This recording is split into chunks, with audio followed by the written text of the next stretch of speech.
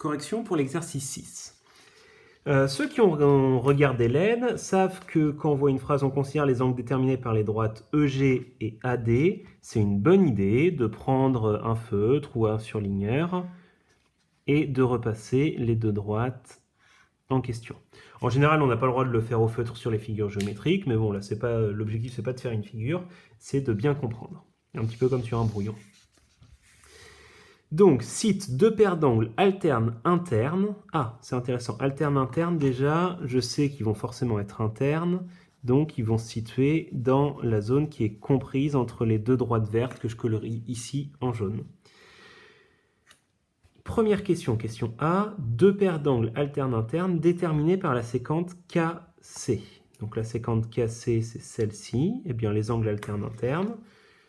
Par exemple, pour le premier angle, je peux choisir celui-là. Et donc, l'angle alterne interne qui correspond, ça sera celui-là. Donc, ce qui me permet de faire la phrase en disant que l'angle EFC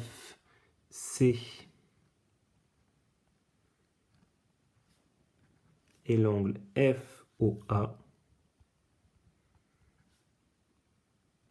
sont deux angles alternes internes déterminés par la séquente KC.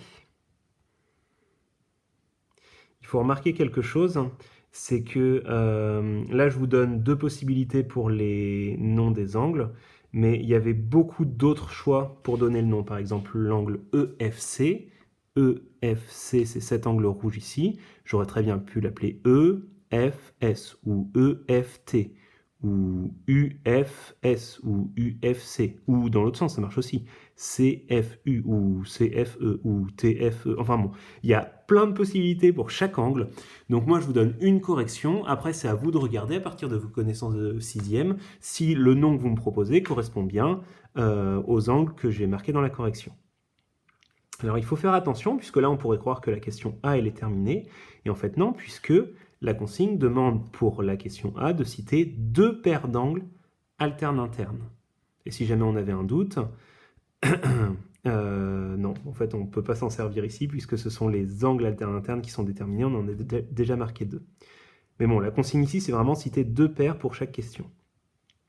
Donc on a fait une paire en rouge ici, on aurait très bien pu, pour la même séquente, choisir ce premier angle, et donc l'angle alterne interne qui aurait correspondu, ça aurait été celui que je colorie ici en vert. Donc ici, ça aurait été GFT et TSD, sont deux angles alternes internes déterminés par la séquente KC.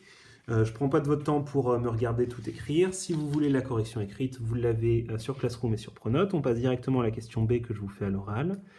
Cette fois-ci, on considère la séquence BR. Donc, un premier couple, une première paire d'angles alternes internes, ça serait ces deux angles que je colorie en noir ici. Par exemple, EUT et TOA. Et une deuxième paire d'angles qui fonctionnerait, ce serait cet angle-là et cet angle-là, c'est-à-dire FUT et TOS. Voilà.